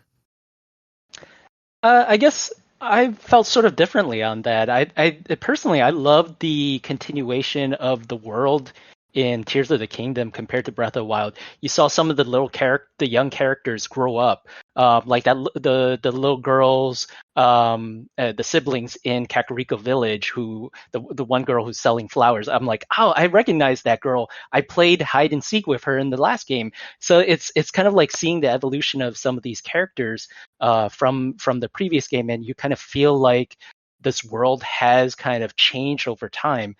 So I guess to me, like I felt like I have if it had an impact on me because how much I loved Breath of the Wild, and all of the side characters in there. The evolution of the Hudson Construction Company was, something that was started because you had these guys build your house, and then now, hey, like they're helping rebuild Hyrule, because after the calamity, somebody's got to do it. Somebody's got to bring it back.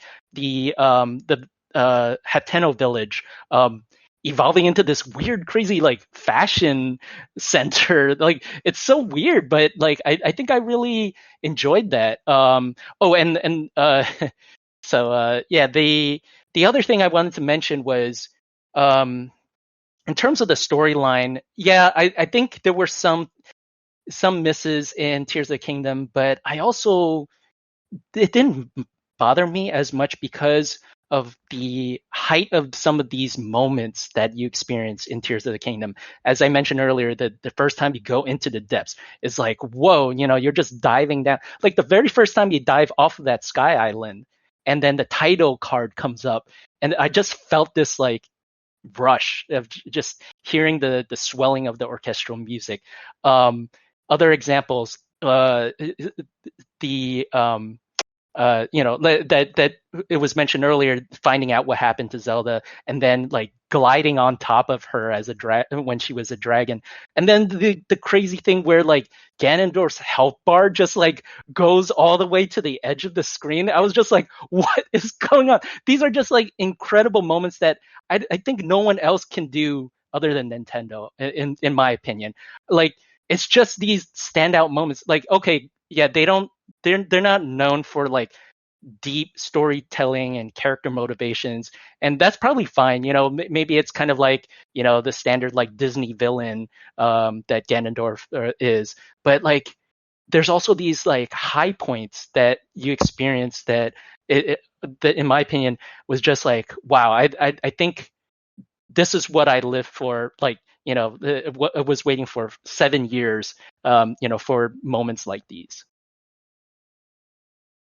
Yeah, I do think two things you said I agree with. I do think that around the periphery, when you were talking about like seeing characters grow up since Breath of the Wild, I think around the periphery they actually do have a lot of good like little world building things like that, showing the passage of time since Breath of the Wild.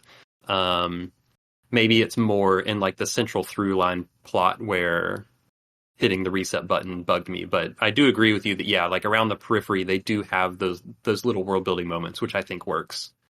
And then yeah, I think they do. I do also agree that they do a really good job with like some of the cinematics and the big moments. I feel like their cinematics team understood the assignment and was able to like hit the emotional highs really well. Like they were able to like pull those feelings from you when you're watching those scenes. Like they're just directed, and the cinematography and everything is really well done. So my last thing I'll say about the story before we move on is, and I don't know how much of a hot take this is. I did. I think it was Ryan. Someone was talking about the ending sequence being better, and I did like the ending sequence in terms of like the ramp up to Ganon and the fight with Ganon and all that. I did like that overall. It's really the thing I really didn't like is I actually really wish Zelda had not turned back from being a dragon. I think that was like a really big cop-out move of like just kind of waving your hands, okay, happily ever after, with no real explanation as to why. Because like the scene where Zelda first turns into a dragon, I thought was like one of the coolest and like boldest things Nintendo has done with a Zelda story. And like when you think of past Zelda games, like I actually think a lot of Zelda stories, for as simple as they are, wrap up in really cool ways. Like when I think of like Ocarina of Time or Wind Waker or Skyward Sword with Demise, like a lot of them kind of end and they like, oh, you saved the day, but there's also kind of like this feeling of like, yeah, but something was lost along the way. Like, like these characters, like this incarnation of Link will never get his childhood back after Ocarina of Time. Like, Link and Tetra and Wind Waker just kind of like have to move on from the flooded world. Like they're kind of bittersweet endings in a way. So to like, and like I think it would have been a super cool ending if like, because that sacrifice Zelda made to become a dragon was like really profound decision, and I wish they had like, I think the braver and more honest like way of like portraying that would be to her to just like continue being a dragon and like have to live with that choice, and like that was the sacrifice she made to save the world. I don't know how much of a hot take that is. I was pretty bummed when she turned back just kind of with a hand wave. I'll chime in. Go ahead, Paul. I was just to say, I think that they kind of wrote themselves into a corner when they made the dragons immortal. Like, if she would have died, like, if the White Dragon would have died, that would have opened back up Nintendo's vaunted cycle of reincarnation. But if she would have continued to be the White Dragon forever, then I think maybe that's where they felt that they had to do something, because they take these timelines and these characters so seriously nowadays. No, they don't. Hey, I got a whole book that I think Ryan bought me for Christmas that explains this in depth. Anyway, go ahead, Nate. No, yeah, I think you're right that at the end of the day, I think you're right. Just that it would have been the braver, bolder, more different choice to not go the happy ending route, but for Nintendo, for Zelda, for high fantasy of this style, get why they decided no, she has to come back at the end. But what I do wish they had done is seeded it a little bit more, or made it more intentional in the story before that point. If somehow the main thrust of the story at the beginning of the game is find Princess Zelda, and this maybe even goes back to a little bit of what you were saying earlier of they had found a way to streamline that storyline a little bit better so that find out what happens to her, and then there's another portion of the story that gets revealed about how you're going to save her, and that if that wrapped into the fifth spirit temple somehow being a way to return her to her normal state instead of it literally just coming out of absolute nowhere at the very last second. There's no explanation given. There's no build up to the fact that that's even a possibility that she could come back. And I get that they have to account for the fact that players may not know everything and may not have seen all those story pieces. So it gets really messy. So I understand how they arrive at where they ended up.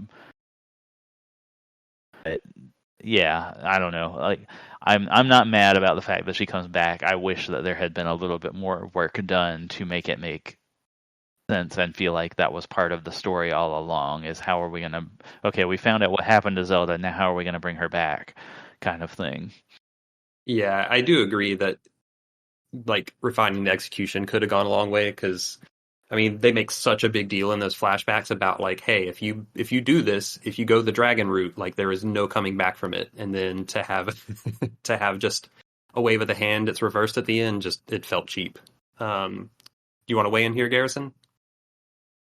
Sad. It's just the best possible version of my 13-year-old fan fiction. Oh, we've come full circle here. All right, so I think that's enough on the story stuff. We'll kind of move on to kind of a combination of wrap up and comparing to Breath of the Wild. I was going to do a little bit more direct compare and contrast, but I think we've actually seeded that in a lot of our discussion already. So I mostly want to move into wrap up thoughts, and if you want to do a little compare and contrast in the wrap up thoughts, that's totally okay. So kind of, I'm gonna throw some broad questions here, but and a lot of this has come out along the way, but how did you like, or what did you like and dislike most about Tears of the Kingdom? And again, you can compare that to Breath of the Wild if you want. You can wrap that in there if you want to. I feel like all of us have kind of touched on that comparison along the way.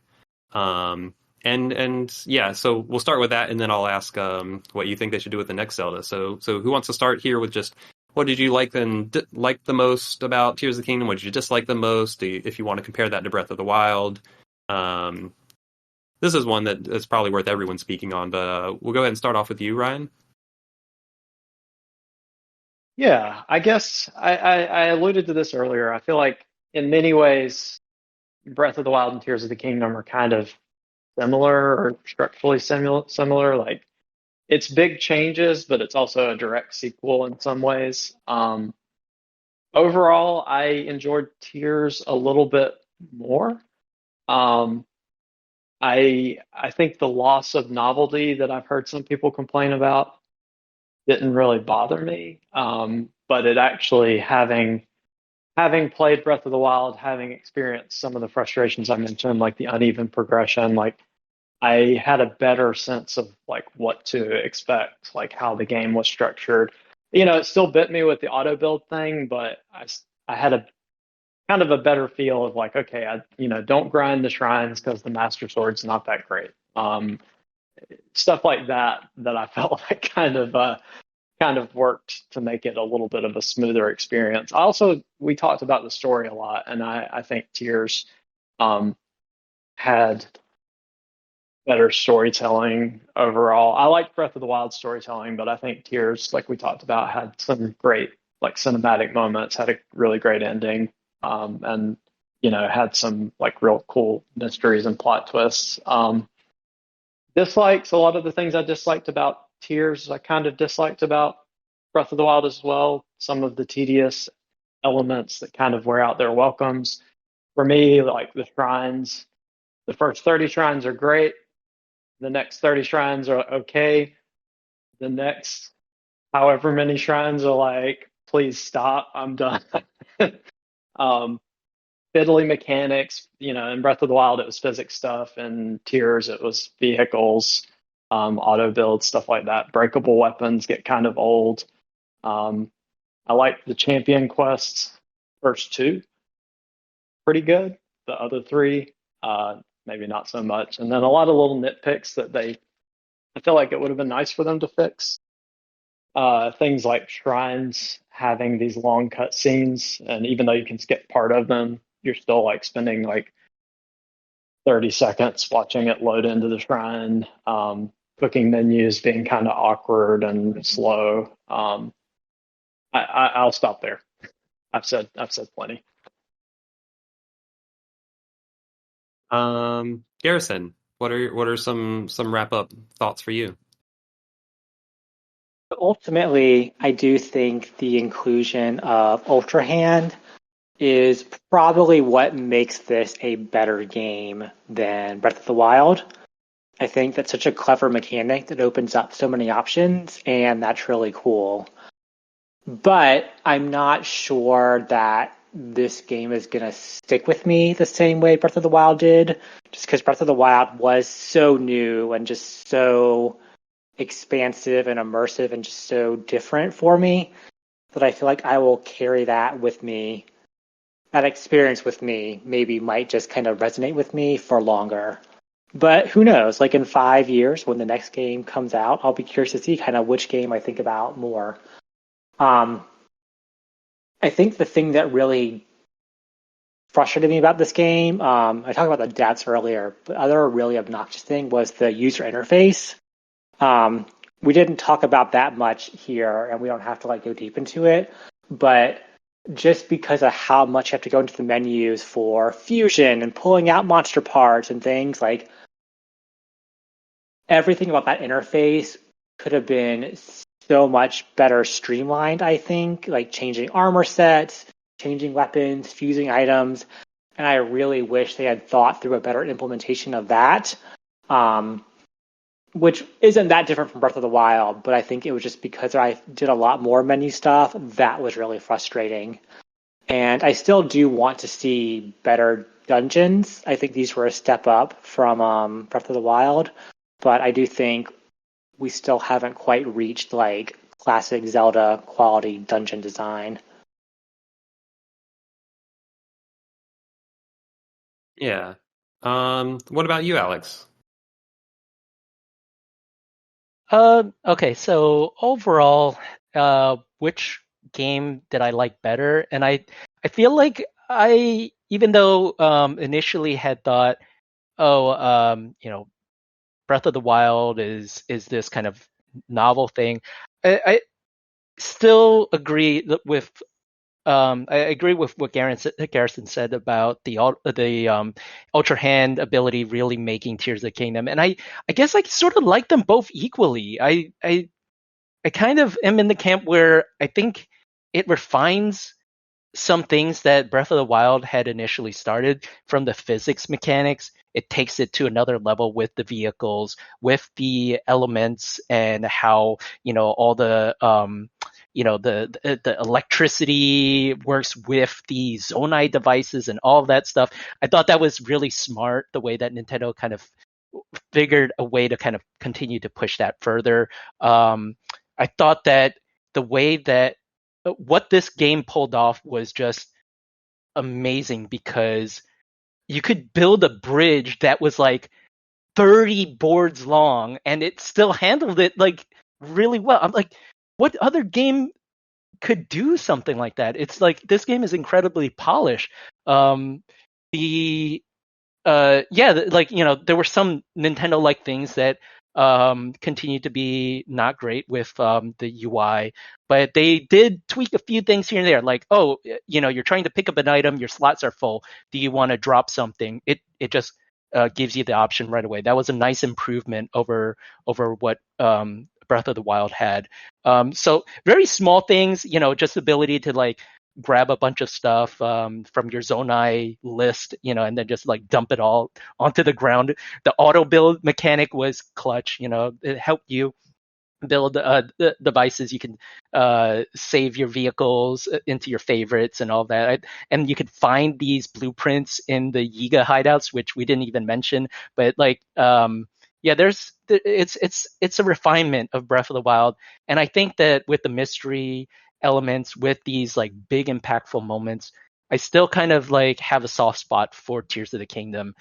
So I kind of still want to see, what Nintendo does next with this formula, if they continue to refine it or if they just decide to go in a different direction. But maybe they might want to turn this into a trilogy. Maybe the third game will be in the works. I don't know. That's my thoughts on it. Cool. Paul, what about you? I think I brought up most of the stuff. The only other things I really think I want to touch on is I definitely noticed a lot of the frame rate slowdowns in this game, a lot more than I noticed on my Breath of the Wild. I could tell that Nintendo was really pushing the Switch to its limit. It actually made me want to sell the high seas of piracy and see about getting one of the Switch emulators for my computer and run it at like 60 FPS, 1440p, just to see what that looked like. I didn't, but I am going to be excited for whenever they announce the Switch 2. If there's backwards compatibility, like how does that power kind of work for whatever their successor game is? But all in all, like I think I enjoyed this one more than Breath of the Wild, but I think I'm in the same boat as Garrison, where it's like Breath of the Wild was more memorable because it was the first, but for me, Tears did everything I liked a little bit better. But we've been talking in the chat, the armor, man alive. Armor switching, armor upgrading, menus for armor, cold armor, hot armor, fire armor, gloom armor. Like, Nintendo, get your shit together. I only want to have like 3 pieces of armor, and I want to be able to switch quickly. I mean, what happened to the good old days of Ocarina of Time? I had 3 colors, and that was it. It was just a palette swap. That was all. But I think that, because they were trying to include just a bunch of stuff in this game, like I didn't find myself overwhelmed with the armor because I cheated and used the internet to find the best armor and where all the upgrades were. But man alive, did they just throw a bunch of that stuff at you and made it really difficult to upgrade.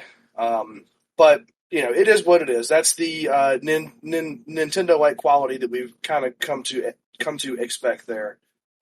But that pretty much is the only other things that I think we haven't touched on yet. Yeah, it is funny that we all agree on the armor, and swapping armor sets bugged me a lot more in this one than in Breath of the Wild, even though it's the exact same interface. And I think it's just because they give you so many new armors in this game that are worth swapping to that it stood out a lot more. Because I also had that frustration. Nate, what are your wrap up thoughts? I don't know that I have a lot more to add that hasn't already been said. I do think Tears of the Kingdom probably is a quote unquote better game, whatever that means, than Breath of the Wild. But like a lot of you have already said, like Breath of the Wild was so transformative, so magical, that it's always going to hold a special place for me. I am impressed by the fact that Tears of the Kingdom took what Breath of the Wild did and still managed to like add enough new complete systems and new ideas that it still like expanded what was possible in this kind of a world and this kind of a game. I mean, not quite to the same degree that Breath of the Wild did, but like still super impressive. um, just in terms of what you can do in this game and what leaps it made from just the previous entry. So yeah, I mean, both of these games are amazing. I think Tears of the Kingdom and Breath of the Wild both have a lot of the same little problems that a lot of you guys have talked about. That for me, most of those don't drag me down. Like, just exploring these worlds is so magical that nobody else makes games like these. So Nintendo's doing something really special here. We don't know what comes next. It doesn't sound like there's going to be a third entry, but maybe they'll surprise us. But Zelda's pretty easily my favorite series in video games. I'm here for whatever they want to do next. They clearly have a super talented team who thinks a lot about game systems and interactions and player empowerment. So it's impressive stuff. Yeah. No, and I too had a lot of fun with this game. I liked it a lot. I mean, for a lot of the reasons you all have said, and also for a lot of the reasons I liked Breath of the Wild, which is like one of my favorite games ever, is Breath of the Wild. I totally get where the sentiment of like, oh, this is probably the better game comes from, but sometimes I wonder, is it better or is it just different and like feels more modern in some ways? Like a few quality of life things makes it feel better than, I don't know. And I do think, I actually think its most impressive thing is on a technical front. I think the way they've done like the physics, and a tweet was shared in our Discord that kind of summarizes this. I do think that actually the most impressive thing about Tears of the Kingdom is just how it manages all of its physics and systems and all of that stuff on hardware that is not exactly cutting edge. It's kind of a technical marvel. And like, in my experience, like it all ran pretty well. Like I didn't have any major issues. I definitely did enjoy Breath of the Wild more than Tears of the Kingdom.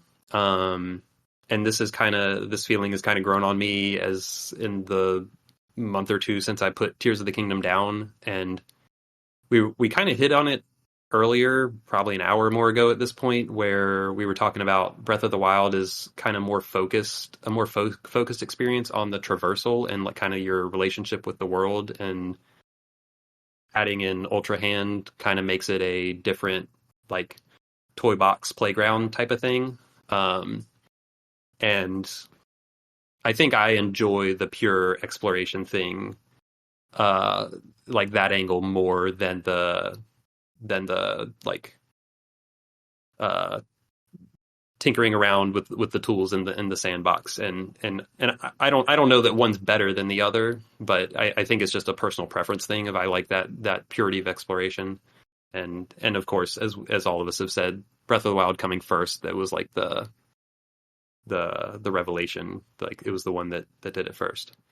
One other comment here is, some months before the game came out, I wondered if this was going to be like a Mario Galaxy 1 to Galaxy 2 situation, and I feel pretty justified in in making that beforehand, because that's another situation where most people now say Galaxy 2 is the technically better game because they just took what was in Galaxy 1 and built on top of it.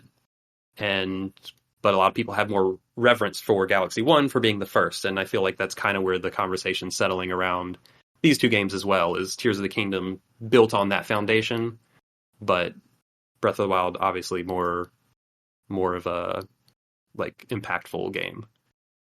I'm going to pose one last question to everyone, and anyone or no one can answer this if they want.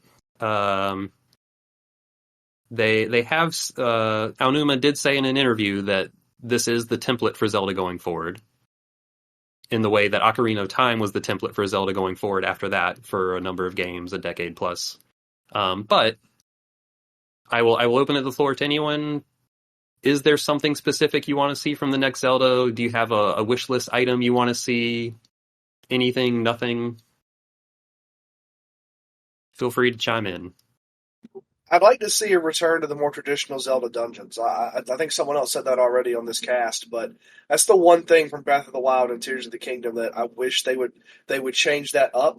If you want to keep the open world exploration, the climb anywhere, all that stuff, like I think that's perfectly fine. You can build off that, but I want that with the more traditional set of 5, 7 dungeons, like whatever the number that are lengthier and more complex. I mean, I beat the water temple in like 60 minutes, and like that feels like an astonishingly short amount of time for what's supposed to be one of the core things in the game to do. So I'd like to see them refocus on the dungeons as sort of like their thing that they bring into whatever the next iteration of this looks like. Gotcha. Yeah, what about you, Ryan?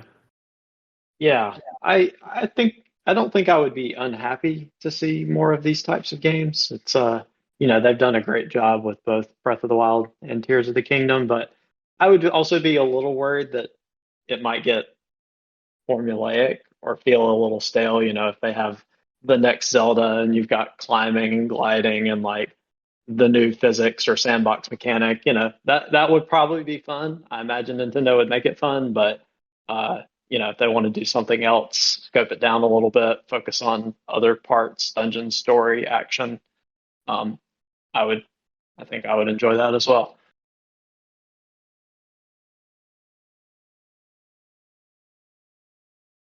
Yeah, what about you, Nate?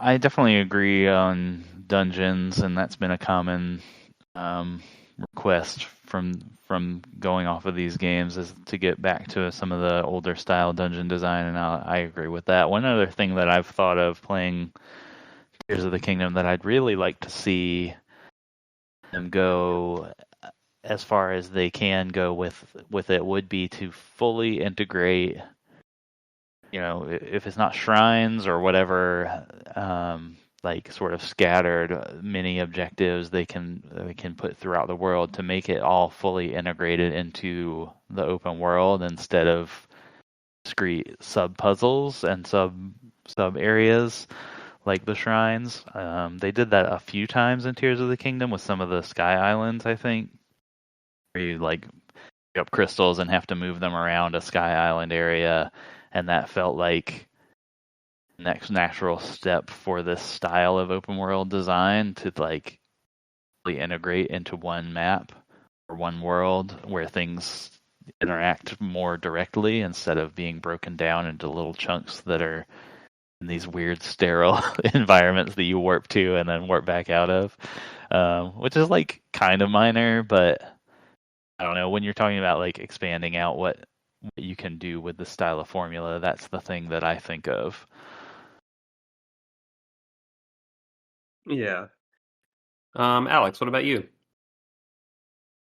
Yeah, I think I would be okay if we went back to the traditional Zelda dungeons. I don't really mind either way if it continues with the open world. Although I do hope that if they continue with the open world, that they try to change it up a bit more than the jump from Breath of the Wild to Tears of the Kingdom, where they kind of added these two areas that were kind of limited. I would like to explore like a brand new Hyrule surface world again. Let me like whether it's characters that I've already acquainted with before or new characters. Just kind of like I want to explore like something brand new. Don't just give me the same like cold areas, desert areas. Try something a little bit different. And throw in whatever new mechanic that Nintendo might come up with next. I think that's really it's hard to disappoint me in terms of what they'll come up with next. I think as long as it's not like another Skyward Sword, don't give me any more of those like annoying like those repeated boss fights and the looking for those weird tears and getting chased down by those. Do you mean the tad tones? Yeah, yes. Don't go back to that. But I'd be fine with whatever else they might want to. I mean, even if it was yeah, whatever they might come up with next. Like, if it's another Wind Waker style world, but like more fully fleshed out, I'd be down with whatever they come up next. Yeah. What about you, Garrison? Here to defend the honor of Skyward Sword, but then you did remind me that Tad Tones existed, and I was like, maybe not. I think ultimately I do trust the team to come up with something interesting and engaging.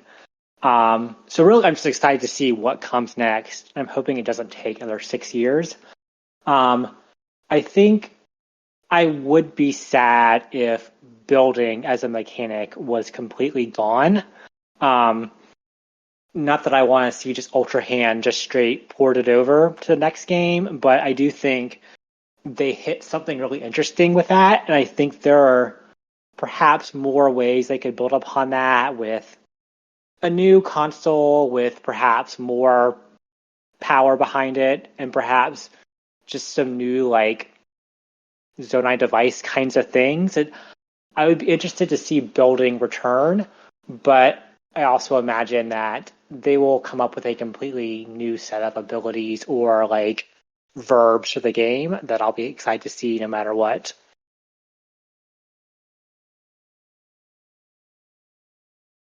Yeah.